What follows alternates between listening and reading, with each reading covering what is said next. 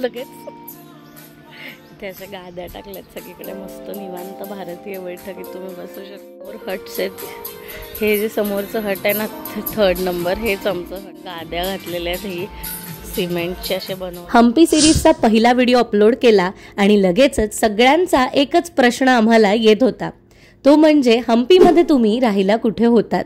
तर ह्या व्हिडिओमध्ये आपण तेच ठिकाण पाहणार आहोत.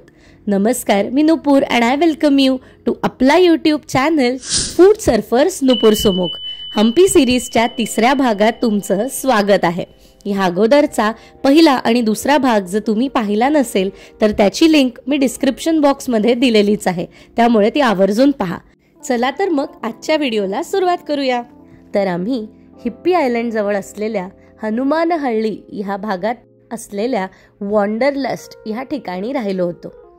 तर इकडे बेसिकली बॅम्बू कॉटेजेस अवेलेबल आहेत, ज्याला ते चटाई कॉटेजेस सुद्धा म्हणतात. अटॅच वॉशरूम्स आहेत आणि त्यासोबतच त्यांचं एक मल्टी क्युझिन रेस्टॉरंट सुद्धा आहे. आणि दिवसा असो किंवा रात्री ह्या जागेचा वाईब मात्र एकदम जबरदस्त. चला आता तुम्हाला इकडचं हे बॅम्बू कॉटेज आतून दाखवते.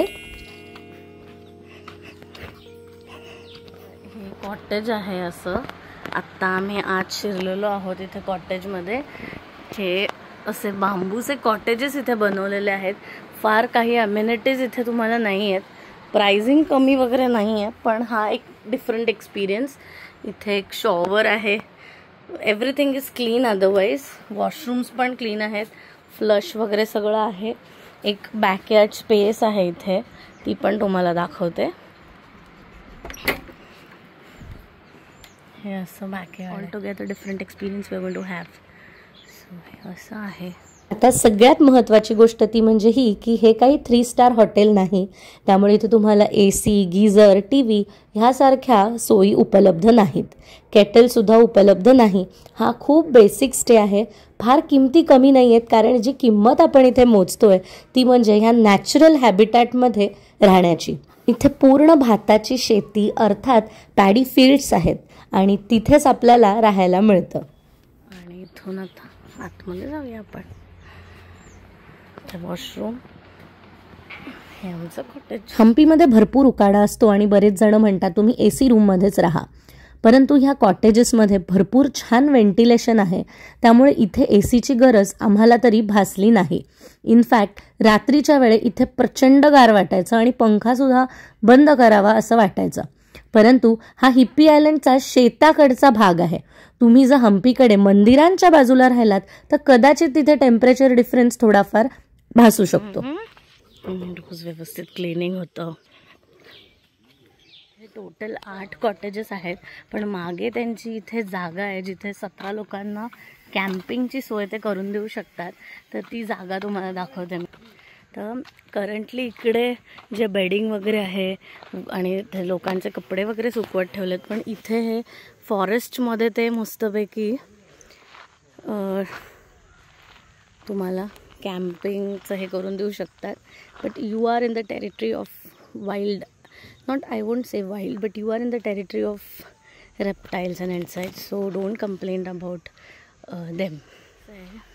हे संपूर्ण पॅडी फील्ड्स आहेत इथे, त्यामुळे बेडकं वगैरे आहेत बऱ्यापैकी इथे.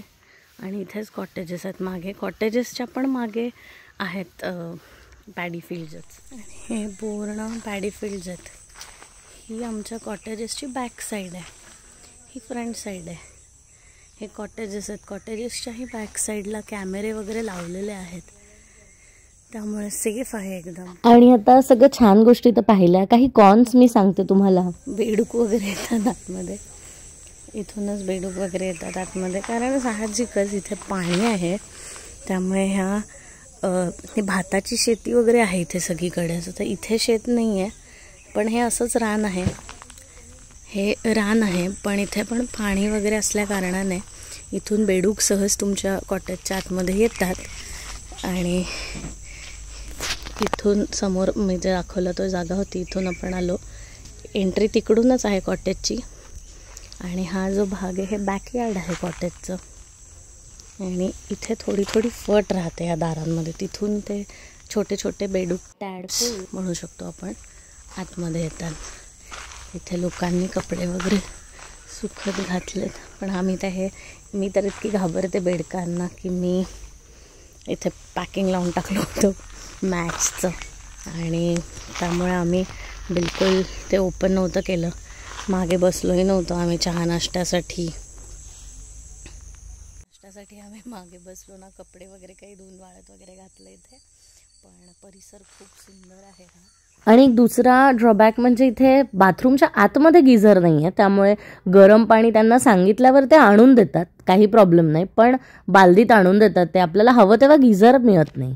तर ह्या 2 गोष्टी वगळता तसं काहीच इथे कॉन्स म्हणता येणार नाहीत. So you can decide for your self. Good morning. Tents आहेत आमची जिथे आम्ही राहतो. हा रात्रीचा व्ह्यू आहे असा बंद. फूड इथे बसून छान जेवू शकता तुम्ही. आम्ही सकाळी लंच केला होता. And now the most important part, ह्यांचं रेस्टॉरंट. तर ह्यांचं जे जेवण आहे ते इतकं अप्रतिम आहे, आणि तुम्ही इथे राहायला जरी नसाल आणि हिप्पी आयलंडवर किंवा हम्पीत कुठेही असाल तरी फक्त जेवणासाठी, लंच, डिनर, ब्रेकफास्टसाठी तुम्ही इथे सहज भेट देऊ शकता. हिप्पी आयलंडच्या आसपास फॉरेनर्सचा आणि त्यातही इस्रायली लोकांचा प्रचंड सुळसुळाट आहे, आणि त्यामुळे इकडच्या सगळ्याच हॉटेल्समध्ये तुम्हाला इस्रायली आणि युरोपियन ब्रेकफास्ट अगदी सहज उपलब्ध आहे. आता पुढच्या काही क्लिप्समध्ये तुम्ही वंडरलस्टचं जेवण पहा. साधा लेमन सोडा सुद्धा इथे वारंवार घेतला जात होता, आणि त्यासोबतच इकडचं हमस आणि पिठा, ओ माय गॉड, इतकं टेस्टी होतं.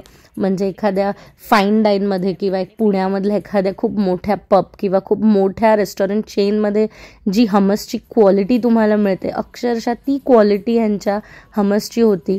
आणि मी खरं तर खूप फॅन नाही आहे मैद्याचे ब्रेड्स, हे पिठा वगैरे खाण्यात, पण मला हे इतकं आवडलं.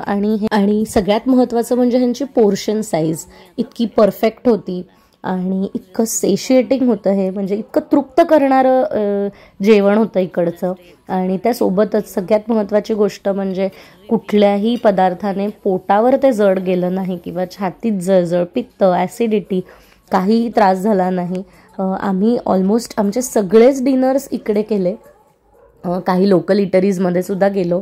आता हे चिकन श्निट्झेल आहे, ह्या श्निट्झेल प्लेटमध्येच हे हमस आणि पिठा आलेलं. हमस आणि schnitzel one of the best आहे आतापर्यंत खाल्लेल्यातलं. कसं आहे Sumukh? Seriously one of the best. ह्या श्निट्झेल प्लेटमध्येच हे हमस आणि पिठा आलेलं. ही गोबी मंचुरियन आहे, आणि ह्या सगळ्या जेवणाचा अगदी डिटेल्ड रिव्ह्यू तुम्हाला आम्ही इकडच्या फूड व्लॉगमध्ये देऊ.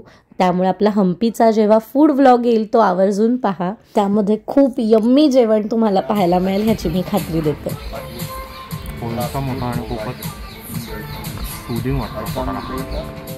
अन्न आणि निवाऱ्यानंतरच आपलं ॲडव्हेंचर स्पोर्ट्ससाठी सुद्धा इकडे कोरेकल राईडचं बुकिंग वगैरे तुम्हाला करून मिळतं. मी हे मागच्या भागातही तुम्हाला सांगितलंच होतं. त्यामुळे अतिशय प्लेझंट, कम्फर्टेबल स्टे, त्यासोबतच अतिशय सुंदर ॲम्बियन्स आणि हे चिल्ड सगळं वातावरण कायमच आमच्या लक्षात राहील. And thank you wanderlust for the same. आणि दुसरी महत्त्वाची गोष्ट म्हणजे लोकेशन पण खूप छान आहे. अंजनेयाद्री पर्वत ह्याच्या अगदी समोरच आहे, त्यामुळे सकाळी उठून सनराईज ट्रेक करण्यासाठी सुद्धा हे सोयीचं ठिकाण आहे. गुगल मॅप्सवर तुम्ही वंडरलस्ट आणि तुम्ही जिथे जिथे जाणार आहात ती लोकेशन टाकून अंतर पाहू शकता. हे आहे अंजनेयाद्री बेट, आणि त्याच्याबरोबर समोर इथे आम्ही राहतोय. आणि हो, इकडची सर्व्हिस आणि स्टाफ, आणि हे आहेत ह्यांच्या रेस्टॉरंट अर्थात किचन टीमचे माणसं. आणि जे मगाशी अप्रतिम जेवण तुम्ही पाहिलं ते ह्यांनी बनवलेलं होतं, आणि त्यांच्या हाताला खरोखरी खूप छान चव आहे. आणि म्हणून मला आणि सुमुखला ही सगळी माणसं तुम्हाला दाखवायची होती. ह्यांच्याशी काय बातचीत केली ते फूड व्लॉगमध्ये तुम्ही ऐकालच. आणि बाकी क्लिनिंग स्टाफसुद्धा खूप छान हे आहेत मिस्टर चेतन. आणि गाडी निघायच्या दिवशी आम्ही फक्त त्यांना म्हटलं जरा क्लीन करून द्याल का, कारण खूप खराब झाली होती. त्यांनी इतकी छान चकचकीत करून दिली गाडी आम्हाला, चकाचक करून दिली त्यांनी. आणि जितका वेळ बेडूक आले ना तितक्या वेळा या माणसाने ते काढून दिलेत आम्हाला. आणि प्रत्येक वेळ म्हणायचा परत आला तर परत बोला अण्णा थँक्यू. हाँ, फ्रॉग्स निकालने के लिए भी थैंक यू होगा ना, फ्रॉग्स को निकालने के लिए. बुलाते हैं क्या फ्रॉक्स निकालने को? कोई तो बोल. आणि निघता निघता हिचा निरोप घ्यायचा कसा राहील, त्यामुळे तिचाही निरोप घेऊन आम्ही इथून निघालो. आणि आता सगळ्यात महत्त्वाचं तुम्हाला कॉस्टिंग सांगायचं आहे. आम्ही साधारण 15 दिवस म्हणजे 1-2 आठवडे अगोदर इथे बुकिंग केलं होतं, ते म्हणजे डिलक्स डबल रूम. आणि ह्याचं फेअर आम्हाला पडलं होतं 2300 रुपये, 2317 काहीतरी असं. आणि आम्ही हे बुकिंग केलं होतं goibibo.com तर गुगलवरती तुम्ही नॉर्मल गुगल सर्चमध्ये वॉन्डरलस्ट हम्पी टाकू शकता आणि मग जे गुगल तुम्हाला लिस्ट वेबसाईट दाखवेल लिस्ट प्राइसिंगची, तिथे तुम्ही चेक करू शकता. फक्त बुकिंग करण्याआधी आणि बुकिंग केल्यानंतर एकदा तुम्ही इकडच्या त्यांच्या ऑफिसमध्ये कॉल करून त्यांच्याशी संपर्क करून तुम्ही करताय बुकिंग किंवा केलं आहे हे त्यांना सांगून कन्फर्म करून पेमेंट्स वगैरे बघा. ह्या 2300 रुपयामध्ये ब्रेकफास्ट वगैरे कॉम्प्लिमेंटरी नव्हता इकडे, त्यामुळे फूडचं टोटली डिफरंट बिलिंग आपलं होतं. हे केवळ स्टेसाठी होतं. आणि इन्क्लुजन्समध्ये त्यांनी जे काही गोष्टी सांगितलेल्या होत्या त्याच्यामध्ये एक गोष्ट इन्क्लुडेड नव्हती जी मला आत्ता लक्षात आली व्हिडिओ बनवताना, आणि ते म्हणजे इन रूम डायनिंग. तर इन रूम डायनिंग त्यांनी इन्क्लुजन्समध्ये ते लिहिलेलं आहे, पण आम्हाला इन रूम डायनिंग मिळालं नव्हतं. त्यांनी रेस्टॉरंटमध्येच यायला सांगितलं होतं, पण रेस्टॉरंट अगदीच समोर आहे, त्यामुळे काही तसा प्रॉब्लेम नाही. तर आम्ही जेव्हा इथे बुकिंग केलेलं वॉन्डरलस्टमध्ये, हे साधारण आम्ही 2 आठवडे अगोदर केलं होतं आणि त्यावेळेला दिवाळीच्या सुट्ट्या चालू होत्या. त्यामुळे दिवाळीच्या सुट्टीत किंवा सीझनमध्ये दिवाळी, क्रिसमस, न्यू इयर ह्या वेळेला तुम्हाला माहीतच आहे हॉटेल्स आणि जे रिसॉर्ट्स असतात किंवा हे जे स्टे असतात तिकडे कॉस्टिंग थोडं वाढतं. त्यामुळे दिवाळीच्या सुट्ट्या असल्यामुळे आम्हाला थोडं जास्त कॉस्टला हे मिळालं असं मला जाणवलं. कारण मी जेव्हा आत्ता हा व्हिडिओ बनवण्याआधी चेक केलं तर मला खूप कमी कॉस्टमध्ये ही रूम दिसली. 1500-1600 रुपये पर नाईटमध्ये ही रूम अवेलेबल आहे असं गुगलवरती मला कळलं. तर मला वाटतं आम्ही सुट्ट्यांमध्ये गेलो म्हणून आम्हाला कॉस्टिंग थोडंसं जास्त पडलं. बट नेव्हर माइंड, इतकं अगदी काही त्याचं काही खेद नाही, कारण हा स्टे खूप छान होता, कम्फर्टेबल होता. त्यामुळे तुम्ही जर इथे जाणार असाल तर गुगलवरती तुम्ही वॉन्डरलस्ट हम्पी टाईप करा आणि जे वेबसाईट जिथे सगळ्यात लिस्ट प्राइसिंग दाखवतंय ते तुम्ही सिलेक्ट करू शकता. फक्त मला एक आवर्जून सांगावं असं वाटतं की तुम्ही पेमेंट्स करण्या अगोदर, कारण आम्ही बऱ्याचदा जेव्हा बाहेर महाराष्ट्राबाहेर राहतो कुठेही, तर आम्ही पेमेंट करण्याआधी नेहमी तिथे एक कॉल करतो आणि सगळं जे काही इन्क्लुडेड असतं त्यांचं त्या प्राईजमध्ये ते त्यांच्याकडनं एकदा कन्फर्म करून घेतो. फॉर सेफर साईड आम्ही त्याचं रेकॉर्डिंग आमच्याजवळ ठेवतो, जेणेकरून आमच्याकडे एक प्रूफ राहतं की हे इन्क्लुडेड असणार आहे, हे तुम्ही सांगितलेलं आहे आणि कुठलाही फ्रॉड नाही आहे. हे हॉटेल ॲक्च्युली एक्झिस्ट करतं आणि हे कुठलं फ्रॉड नाही आहे, हे आपल्याजवळ एक आपल्यालाही खात्री होते बिफोर डुईंग एनी पेमेंट. तर तुम्ही सुद्धा पेमेंट्स करण्याआधी एक कॉल करून तुम्ही त्यांच्याकडनं कन्फर्म करून घेत जा की हे इन्क्लुडेड आहे की बाबा, कारण काही गोष्टी आपल्याला फारच गरजेचं आहे. कधी कधी आपल्याला AC एखाद्या ठिकाणी हवाच असतो किंवा AC किंवा ह्या ज्या गोष्टी ह्या आता असतातच, एवढा मोठं तर कधी ब्लंडर होत नाही. पण कधी कधी पार्किंग इन्क्लुडेड आहे नाही, तिकडे त्यांचं स्वतःचं पार्किंग आहे की एक्स्ट्रा ॲडिशनल पेड पार्किंग आहे, हे सगळं तुम्ही विचारून घेऊ शकता आणि मग पेमेंट करा. म्हणजे तिकडे पोचल्यानंतर तुमच्या डोक्याला काही त्रास होणार नाही. तुम्ही तुमचा स्टे जो आहे तो तिकडे गेल्यानंतर डोक्याला कोणताही व्याप न होता कम्फर्टेबली होऊ शकतो. तर आय होप तुम्हाला सगळी माहिती नीट मिळालेली आहे. माझ्या परीने पूर्ण व्यवस्थित माहिती देण्याचा प्रयत्न केला आहे.